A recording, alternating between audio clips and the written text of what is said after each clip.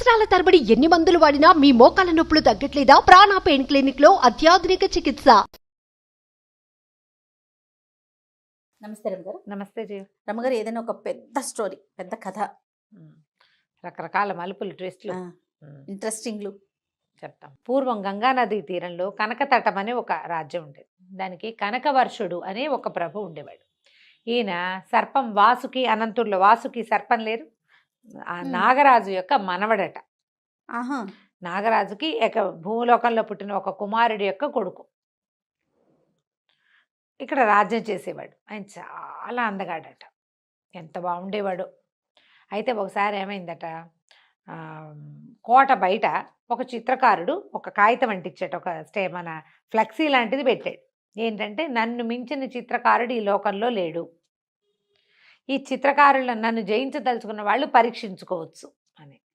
అయితే ఆ బయట ఉన్న సైనికులు, వాడు ఎవడో తెచ్చి ఒక ఫ్లెక్సీ పెట్టాడండి, ఇలా రాశాడు అనేసరికల్లా అతన్ని తీసుకురమ్మన్నారు.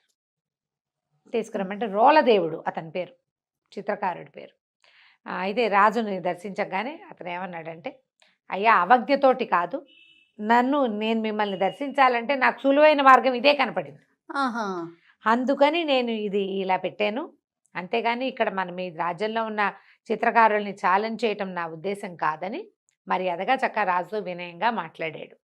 మాట్లాడితే, సరే మీరు మంత్రులు వాళ్ళంతా ఏమన్నారంటే, నువ్వు చిత్రకారుడు అన్నావు కదా, మా రాజుగారి బొమ్మ వెయ్యి అనేసరికల్లా సరే సరంజామా అంతా అతను ఏదో సంచిలో కొని తెచ్చుకున్నాడు. ఒక పెద్ద పటం పట్టుకొచ్చారు. రాజు చాలా అద్భుతమైన అందమైన వాడు, ఎంత బాగున్నాడో ఆయన, మన్మధుడిలాగా ఉంటాడు. చాలా పెద్ద పర్సనాలిటీ, చాలా అద్భుతమైన కళ్ళు, చాలా చక్కటి ముఖం, అసలు ఆయన ఓవరాల్గా చాలా అందం. మొత్తం పిక్చర్ వేసాడు.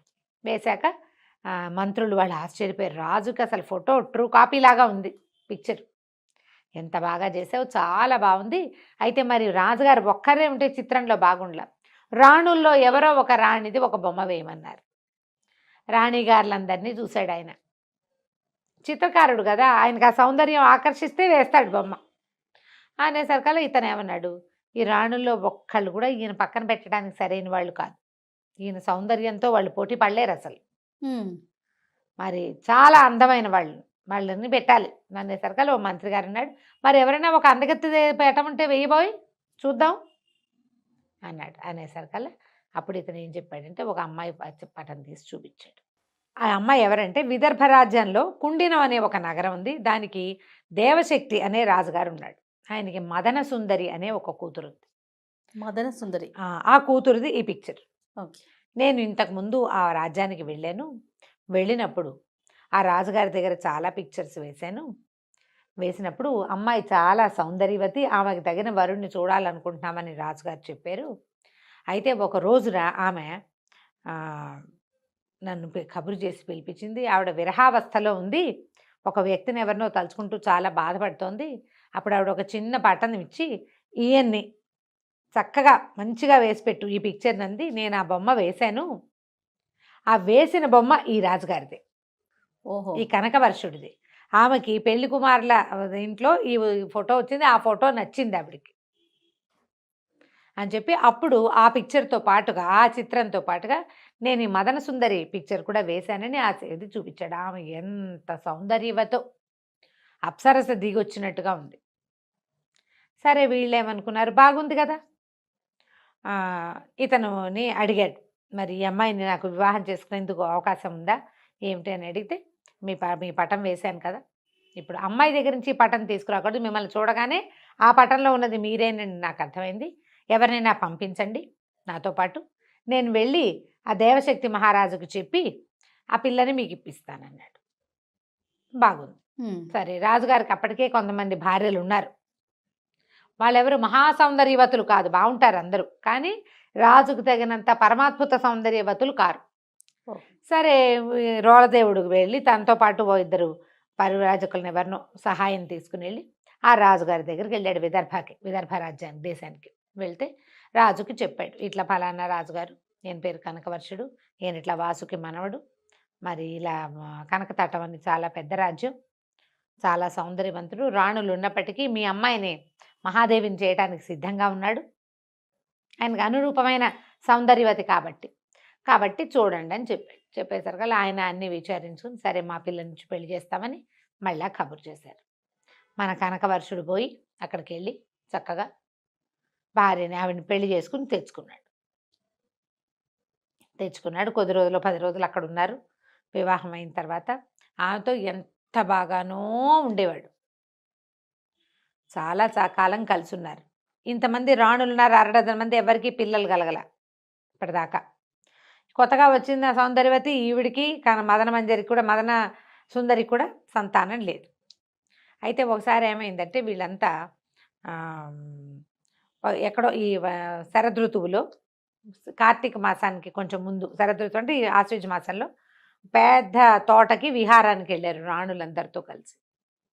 వెళ్తే ఈ రాణులు అక్కడికి వెళ్ళేసరికల్లా నీళ్ళల్లోకి ఆడేటప్పుడు ఒక్కొక్కళ్ళు కొంచెం ఉత్సాహపడతారు కదా. ఈవిడికి వాళ్ళందరూ రాజుతోటి అంత చనువుగా ఉంటే నచ్చదు. తనకంటే ముందు భార్యలు కదా, అయినా చనువుగా ఉండు. నచ్చలేదు. కోపం వచ్చి ఆవిడ వెళ్ళిపోయేసరికల్లా అబ్బో అమ్మాయి ఈవిడికి కోపం వచ్చిందని ఇతను ఆవిడని బతులాడుకోవడం కోసం ఇక్కడ ఉన్న రాణులందరినీ వదిలిపెట్టి మళ్ళీ ఆమె వెనకాలబడి నగరంలోకి వెళ్తాడు. వెళ్ళేసరికల్లా చాలా బతిమలాడి ఆవిడని ఎట్లాగో స్వాధీనపరుచుకుంటాడు. పడుకునేసరికల్లా ఆ రాత్రి అతనికి తెల్లవారుజామున ఒక విచిత్రమైన కల వస్తుంది. ఆయన మెడలో ఏకావళి, ఒక ముత్యాల దండ ఒకటి ఉంది. ఆ ఏకావళి ఎవరో లాగేసుకున్నట్టు. అక్కడి నుంచి మనం ఇది ఉంటుంది కదా, శిరోరత్నాన్ని ఏమంటారు, మనం దీన్ని ఏమంటారు, చూడామణి, ఇక్కడ పెట్టుకుంటారు మణి. ఆ చూడామణి కూడా పోయినట్టు. అవి రెండు ఎవరో లాగేసుకున్నారు. అక్కడి నుంచి ఎంత బోల్డన్ని ముఖాలు, బోల్డన్ని జంతువుల అవయవాలు ధరించి ఉన్నటువంటి భేతాళుడితోటి తను యుద్ధం చేస్తున్నట్టు కలొచ్చింది. కన్ను మూసినా తెరిచినా అలాగే ఉంది. చాలాసేపటి వరకు అందులోంచి బయటికి రాలేకపోయాడు. తెల్లవారిన తర్వాత చూస్తే మెడలో ఏకావళి ఉంది. తడువుకుని చూశాడు. ఇక్కడ చూడమని ఇట్లా బిగించి ముడిలాగా వేస్తారు, అది అక్కడే ఉంది, పోలేదు. అంటే కలేనమాట. అప్పుడు ఏం చేశాడు, ఇంకా కార్తాంతికుల్ని పిలిచాడు.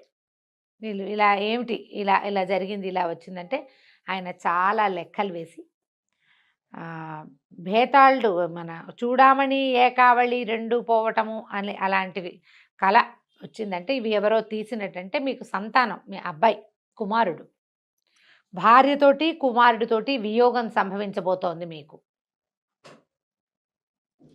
తర్వాత భేతాళుడితోటి యుద్ధం అంటే ఏదో శాపం రాబోతోంది మీకు అనేసరికి ఈ ఆశ్చర్యపడి, భార్యలు ఉన్నారు కానీ కుమారులేరి అంటే కుమారుడు కలగబోతాడనమాట. తనకి కుమారుడు తప్పిపోతాడు అంటే, లేని కుమారుడు ఎక్కడి నుంచి తప్పిపోతాడంటే కుమారుడు ఉండాలి. సరే ఇలా ఆలోచించుకున్నాడు. ఆయన ఏకాంతంగా పడుకున్నాడు. ఏం చేయాలో తోచట్లేదు, చాలా దిగులుగా ఉంది. అప్పుడు ఆయనకి తట్టింది, నాకు చాలా వయసు వచ్చింది, ముందు వివాహాలు అయ్యి చాన్నాళ్ళైంది, కొత్తగా ఆయన వివాహం కూడా 1-2 ఏళ్ళు దాటిపోయింది, ఇంకా భార్యా వ్యామోహం తగ్గలేదు, సంతానం లేదు, ఏం చేయాలి సంతానం కోసం ఆలోచిస్తుంటే ఒక్క మెరుపులాగా ఒక కదలిక కనపడింది. ఒక ఆవిడ వచ్చింది. ఈవిడ నాయన జయం కలుగా కానీ దీవించింది. ఈవిడ ఎవరట, వాసుకి యొక్క కుమార్తె, ఈయనకి మేనత్త. ఆమె పేరు రత్నప్రభ. నువ్వేం దిగులు పడదు, నువ్వు ఇలా తలుచుకుంటావు, నీ రక్షణ కోసం నా తండ్రి నన్ను ఎప్పుడూ చెప్పాడు, మా వాడు దిగులుగా ఉన్నప్పుడు, చింతాక్రాంతుడుగా ఉన్నప్పుడు చూడమని. ఇప్పటికి వచ్చింది నీకు అవస్థ, నీకోసం వచ్చాను. నీకు సంతానం కలగాలంటే కుమారస్వామిని ప్రార్థించాలి. ఈ కుమారస్వామిని ప్రార్థించడం అంటే చాలా కష్టం.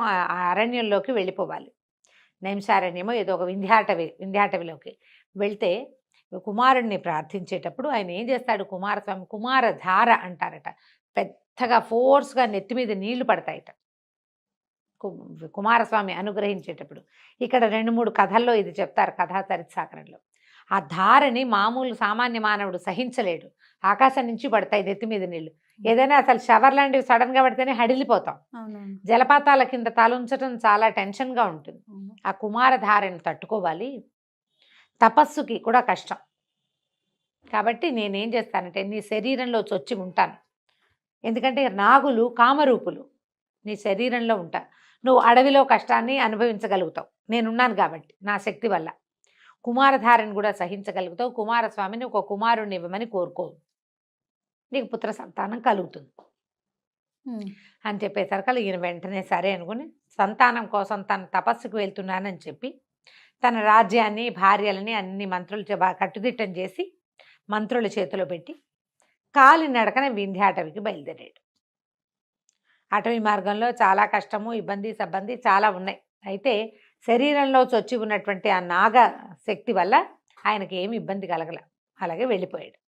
వెళ్ళాడు, అక్కడి నుంచి అఖండంగా తపస్సు చేయటం మొదలుపెట్టాడు. తపస్సు సిద్ధించేసరికల్లా ధార పడుతుంది. కుమారధార నెత్తి మీద పడ్డం మొదలుపెట్టింది. పైనుంచి నీళ్లు పడిపోతున్నాయి.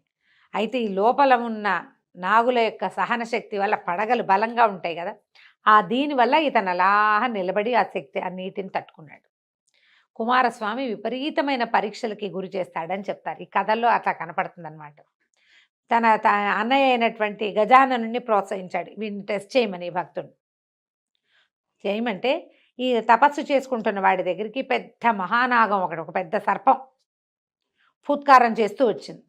ఈయన సర్పానికి కూడా భయపడలే, ఎందుకంటే లోపల సామాన్య మానవుడే అయితే భయపడతాడు. అవును, మనం ఒక తల పామును చూసి ఉలిక్కి పెడతాం, 10 తలల శేషుణ్ణి చూస్తే హడిలిపోతాం కదా. కానీ అతను హడలలా లోపల ఉన్న నాగశక్తి వల్ల. అక్కడి నుంచి వినాయకుడు పరీక్షని పెంచి తానే స్వయంగా గజరూపాన్ని దాల్చి ఎదురు రొమ్ములో కుమ్మేసేట. అయినా సరే తగ్గలేదు. నేను వెనక్కి వెళ్ళక తనకి పరీక్షలు సంభవిస్తున్నాయని తెలుసుకుని నన్ను కరుణించమని వినాయకుడిని కూడా ప్రార్థించాడు. దాంతో వీడు గట్టి భక్తుడేనని సర్టిఫికెట్ ఇచ్చేసి వినాయకుడు వెళ్ళిపోయాడు. కుమారస్వామి చాలా సంతోషంగా ప్రత్యక్షమయ్యాడు. కుమారుడు అంటే బాలుడు కదా, బ్రహ్మచారి. నేను ఆ బ్రహ్మచారి స్వరూపంలో ప్రత్యక్షమై, ఏమిటి నాయనా నీ కోరిక అంటే, నాకు ఒక ఇట్లా చాలామంది భార్యలు ఉన్నారు, కుమారుడిని ప్రసాదించు, నా రాజ్యానికి ఉత్తరాధికారి లేడు అని ప్రార్థించాడు. ప్రార్థిస్తే తప్పకుండా నా దయ వల్ల నీకు కుమారుడు కలుగుతాడు అని చెప్పి వెళ్ళిరమ్మన్నాడు. వెళ్ళిరమ్మంటూ కుమారస్వామి ఏమన్నాడు, ఆయన ఆ వింధ్యాటవిలో ఒక దేవాలయంలో ఉంటాడు, లోపల ఉన్నాడు ఒక భవనంలో. లోపలికి వెళ్తూ గర్భంలోకి ప్రవేశించు, ప్రసాదం తీసుకెళ్దుగానని చెప్పాడు గర్భగుడిలోకి. సరే ఇతను ఏం చేశాడు, అలాగేనని ఎప్పటి నుంచో తపస్సులో ఉన్నాడు కదా, కాళ్ళు చేతులు మొహం కడుక్కుని దేవాలయ ప్రవేశం ఆ గర్భాలయ ప్రవేశం చేయబోయాడు. అయితే ఈయన శరీరంలో దాగి ఉన్నటువంటి నాగశక్తి స్త్రీ కదా, ఆవిడ ఇలా కుమారస్వామి ఎదురుపడడానికి భయం. ఆ గర్భంలోకి వెళ్ళటము అంటే ఆయనకి ఎదురుపడాల్సి వస్తుందని ఆమె తొలగిపోయిందట, పక్కకి వెళ్ళిపోయింది. రత్నప్రభ వెళ్ళిపోయేసరికల్లా ఈ సామాన్యంగా మానవీ శక్తితోటే గర్భాలయ ప్రవేశం చేశాడు కనకవర్షుడు. లోపలికి వచ్చినటువంటి వాడు ఇందాక తను చూసినటువంటి ప్రచండ భక్తుడుగా కాకుండా సామాన్య మానవుడిగా తెలిసాడు కుమారస్వామికి. ఆయనకి వెంటనే వీడు ఏం చేసి తనని ఇంప్రెస్ చేశాడో అర్థమైపోయింది. ఆయన లోపలున్న నాగశక్తిని అప్పుడు ఆయన చూడలా, ఇప్పుడు చూసేసాడు. చూసేసి, నువ్వు కపటం చేసావు కాబట్టి, ఏ కోరికతోటి నువ్వు నా దగ్గరికి వచ్చావో ఆ కుమారుడు ఏ మహాదేవి యందు నీకు సంతానం కలుగుతుందో ఆమె నీకు దూరం అయిపోతారు అని శాపం ఇచ్చాడు. ఇచ్చేసరికల్లా ఇతను భయపడి పాదాలు పట్టుకున్నాడు, నన్ను రక్షించు, కరుణించు, ఇట్లా ఆవిడ నా మేనత్తే, నాకు ఇలా సహాయం చేసింది అని చాలా బతిమలాడాడు. బతిమలాడితే ఆయన ఏమన్నాడు, సంవత్సరం పాటు వియోగం తప్పదు, భార్యా వియోగం పుత్ర వియోగం తప్పవు, అయితే ఏడాదికి పరిమితం చేస్తున్నా, 3 మరణగండాలు తప్పించుకుంటేనే నువ్వు వాళ్ళని చేరగలుగుతావు అని చెప్పాడు. ఇది ఇప్పుడు ఏకావళి చూడామణి పోయినాయి. ఏకావళి అంటే భార్య, చూడామణి అంటే కొడుకు, వీళ్ళు మిస్ అయిపోతారు. బేతాళుడితో యుద్ధం చేస్తున్నట్టదేమో ఇలా 3 మరణగండాలు. ఇంకేం చేస్తాడు, పరమ దుఃఖంతో బయటకు వచ్చాడు. సంతానం కలుగుతుంది, కానీ భార్య కుమారుడు ఏమవుతారో, కుమారస్వామి చెప్పిన మాట తప్పుతుందా, దుఃఖంతో ఇంటికి వచ్చాడు. కానీ కొంతకాలానికి ఈ మహాదేవి అయినటువంటి అమ్మాయి మన మదన సుందరి గర్భవతి అయింది. ఎంతో సంతోషంగా పురజనులంతా కలిసి ఆవిడకి సీమంతాలు ఉత్సవాలు అన్నీ జరిపించారు. పుట్టింటి వాళ్ళు వచ్చారు, సవతులంతా సంతోషించారు. రాజ్యానికి ఉత్తరాధికారి వస్తున్నాడని పరమ సంతోషంగా ఉన్నారు. సరే గర్భవతి అయింది, నెలలు నిండినాయి, చక్కటి పిల్లవాడు పుట్టాడు. ఈ పిల్లాడు పుట్టిన తర్వాత 5 రోజులు గడిచింది. 6వ నాటి సాయంకాలం పిల్లవాడికి పాలిస్తోంది ఈవిడే. ఒక తటిల్లతలాగా ఒక స్త్రీ లోపలికి వచ్చింది. రావటం ఏమిటి, ఆ తల్లి ఒళ్ళో ఉన్న పిల్లాడిని లాగేసుకుంది, పరిగెత్తింది. మరి చెప్పాడు కదా ఆయన వెళ్ళిపోతుందని. పరిగెత్తేసరికల్లా అమ్మో నా పిల్లాడు, నా వదిలిపెట్టు నా పుత్రుడని ఆవిడ కూడా వెంటపడింది. వెంటపడేసరికి పరిగెడుతుంటే అందరూ చూస్తూనే ఉన్నారు. ప్రచండ వేగంతో పరిగెత్తేస్తున్న ఒక ఆవిడ, అవెవరో తెలీదు, పిల్లాడిని ఎత్తుకు పరిగెడుతోంది. రాణిగారు ఆ వెనకాల పరిగెడుతోంది. ఆవిడ పరిగెత్తుకుంటూ వెళ్ళి కమలాలతో నిండిన ఒక పెద్ద చెరువులో పిల్లవాడితో సహా దూకేసేసరికల్లా రాణిగారు ఆవేగంతో మామూలుగా పరిగెత్తలేదనుకో, చూస్తోందనుకో, నా పిల్లాడని గట్టు మీద నేను. కానీ ఆవిడ ఒక పరిగెడుతోంది కదా, ఆ ఉద్వేగం ఆపుకోలేక ఆవిడ నా పిల్లాడో అని ఆ నీళ్ళలోకి దూకేసింది. ఎంత గాలించినా రాణి కానీ పిల్లవాడు కానీ ఇక ఆ నదిలో ఆ చెరువులో దొరకల.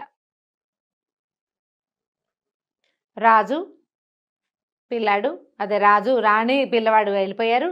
రాజు పిచ్చివాడైపోయాడు. ఆ భార్యని వదిలిపెట్టి ఉండలేడు ఆయన. కుమారుణ్ణి ఇంకంతే. ఇప్పుడు 3 మరణగండాలు దాటాలి. ఈయన రాజ్యంలోనే కూర్చుంటే మరణగండాలు ఎట్లా దాటుతాడు?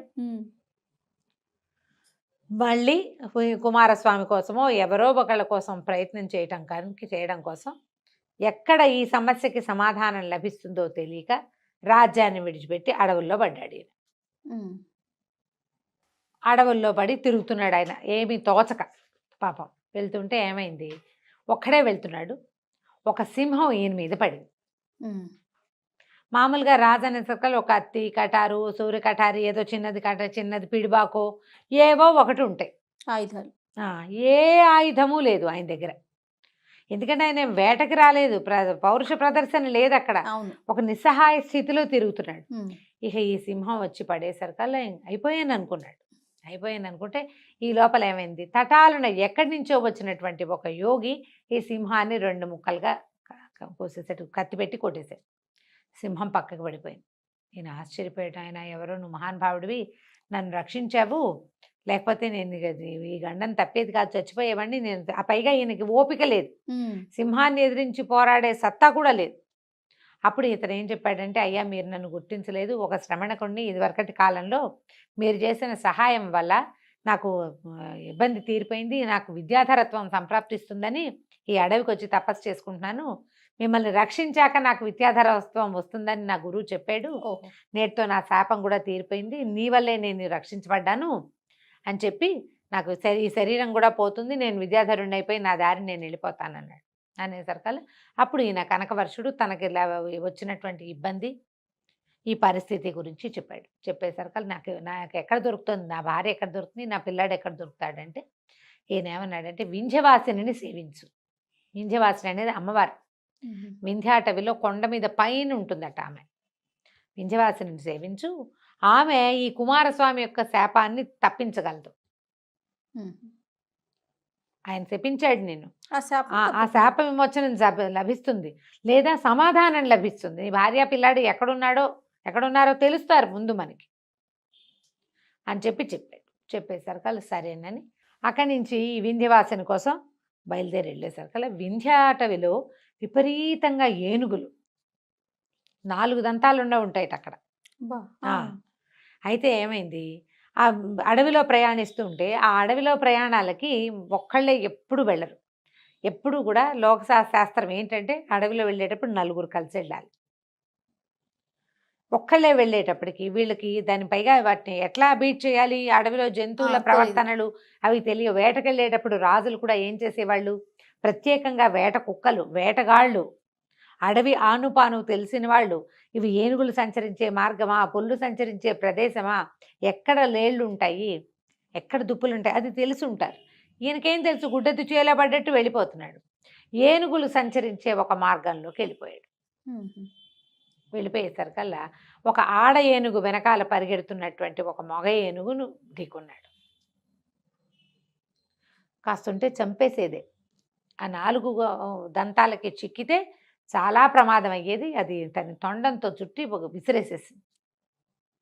ఈయన అదృష్టం బాగుండి కొమ్మలకు ఇరుక్కుని బతికేశాడు. రెండోసారి గండాన్ని తప్పించుకున్నాడు. అక్కడి నుంచి ఏమైంది, ఇంకా ముందుకు వెళ్తూ ఉండగా శబర వాళ్ళు, అది శబర జాతి వాళ్ళు ఇవన్నీ పట్టేసుకున్నారు. ఈ ఏనుగు తర్వాత తప్పించుకోగానే వాళ్ళకి దొరికేశాడు. వాళ్ళు వలలేసి పెడతారు, ఎవరైనా మానవులు దొరికితే అని పట్టుకుంటారు. పట్టుకున్న తర్వాత తీరా చూస్తే ఇది సర్వలక్షణ శోభితంగా ఉన్నాడు ఈయన. ఈయన చాలా అందగాడని చెప్పుకున్నాం కదా. ఇప్పుడు ఏదో అన్నం తినక, ఆహారం సరిగ్గా తీసుకోకపోయినా, అలంకారాలు లేకపోయినా సహజసిద్ధమైన సౌందర్యం ఎక్కడికి పోతుంది? వాళ్ళేమనుకున్నారు, ఇంత లక్షణంగా ఉన్నాడు, ఈయన్ని అమ్మవారికి బలిద్దాం అనుకున్నారు. బలి చేయాలి మరి, బలి ఇవ్వడానికి వేళ్ళు కాళ్ళు అన్నీ చూసారు, ఎక్కడా దెబ్బలు గాయాలు లేవు, అన్ని అవయవాలు సరిగ్గా ఉన్నాయి. శబరలు పట్టేసుకున్నారు. సవర శబర ఇలా రెండు పేర్లు వేరువేరుగా ఉంటాయి. ఇప్పుడు సవరలు అంటారు, శబర జాతి అదొక కోయ జాతి అనమాట. అక్కడి నుంచి ఈ శాంబరి మంత్రం అలాంటివి వింటూ ఉంటాం. అవును. ఈ శబర వాళ్ళు పట్టేశారు, పట్టి ఇతను పట్టుకుపోయారు, ఓ చోట కట్టేశారు. తర్వాత వాళ్ళు పూజకి అన్నిటికీ ఏర్పాట్లు చేసుకున్నారు. ఏర్పాట్లు చేసుకుని ఈయన్ని బలి ఇవ్వడానికి సిద్ధం చేశారు. బలిచ్చే సమయానికి మళ్ళీ ఒక తటిల్లతలాగా ఒక మెరుపు వచ్చి ఆవిడ రత్నప్రభ వచ్చింది. రత్నప్రభ రావటం ఏమిటి, వెంటనే ఈయన కట్లు ఊడిపోయినాయి. ఈయన వాసుకి యొక్క మనవడని తెలుసుకున్న శబర రాజు కూడా, అయ్యో మీరు మాకు చాలా సహాయం చేశారు ఎన్నోసార్లు నాయన. సర్పాలు నాగులు శబరలకి స్నేహంగా ఉంటారు. అడవుల్లో ఉండే చోట సర్పాలు వాటి దారిన పోతాయి. వీళ్ళ దగ్గర నాగ మంత్రాలు కూడా ఉంటాయి, నాగమణులు ఉంటాయి. నాగులే వీళ్ళకి స్వయంగా మణులు ఇచ్చినవి కూడా జరుగుతాయి. ఎక్కడైనా పొరపాటున పాములు కాటేస్తే వాటికి ప్రత్యేకమైన మూలికలు సమాధానాలు ఉంటాయి. వాళ్ళకి ఆ రెండు జాతులకి స్నేహం ఉంటుంది. వాళ్ళు ఆశ్చర్యపోతారు, అయ్యో ఈయన ఇట్లా ఎందుకు తిరుగుతున్నాడు ఏంటంటే అప్పటికి సంవత్సర కాలం పూర్తయింది. ఆవిడ ఏం చేసిందంటే ఏడాది నిండిన పిల్లవాడిని తీసుకొచ్చి అప్పచెప్పింది. మదన సుందరిని కూడా తీసుకొచ్చింది. ఇది సంవత్సర కాలం అని నాకు తెలుసు, నీ పిల్లాడిని నీ భార్యని నా సంరక్షణలో ఉంచుకున్నాను. వీళ్ళు ఎక్కడికో అయిపోయే బదులు ఇప్పుడు నా వల్లే నీకు ఈ శాపం వచ్చింది. సంతానం ఈవిడ వల్లే కలిగింది పాపం, అదే. కానీ ఆవిడ శక్తి ఉండటం వల్లే కుమారస్వామికి నచ్చలేదు. మనిషి తన తపోబలంతో తనని జయించాలని కోరుకుంటాడు భగవంతుడు, దానికి దైవశక్తి తోడవకూడదు. మానవుడు తన భక్తితోటే సాధించాలి. దాంతో మళ్ళీ భార్యని కుమారుణ్ణి ఈయనకు అప్పచెప్పింది. ఈయన వాళ్ళిద్దరిని తీసుకుని పరమ సంతోషంతో మళ్ళీ తన ఊరికి చేరుకున్నాడు. కనకవర్షుడు కుమారుడికి చక్కగా ఇంకేదో వర్షుడు పెట్టారు, ఏం పెట్టాడో గుర్తులేదు, ఏమిటో మర్చిపోయాను, స్వర్ణవర్షుడు అలాంటిది ఏదో ఒక పేరు పెట్టి పిల్లని పెంచుకున్నాడు. ఆ తర్వాత మిగిలిన రాణులకు కూడా సంతానం కలిగింది. తర్వాత కాలంలో ఆయన చాలా సుఖంగా సంతోషంగా ఉన్నాడు. ఏడాది పాటు ఆయనకు వచ్చినటువంటి ఈ శాపాన్ని తన మేనత్త సహాయంతో గడిపేసుకున్నాడు. 3 గండాలు జయించాక భార్యా కుమారుడు లభించారు. కథ కంచికి మనం ఇంటికి. నమస్తే.